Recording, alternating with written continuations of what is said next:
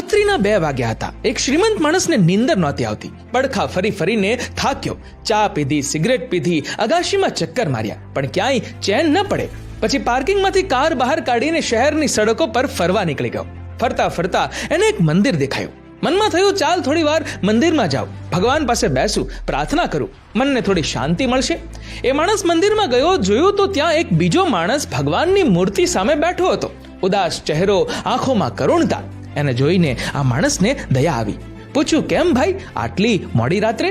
પેલા એ વાત કરી, મારી પત્ની હોસ્પિટલમાં છે, સવારે જો ઓપરેશન નહીં થાય તો એ મરી જશે અને મારી પાસે ઓપરેશનના પૈસા નથી.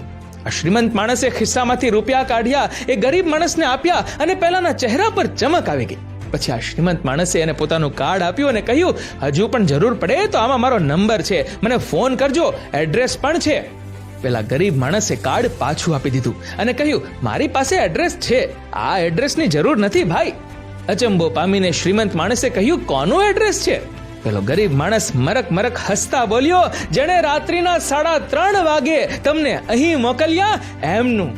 વિડીયો ગમ્યો હોય તો શેર જરૂરથી કરજો. Download ShareChat.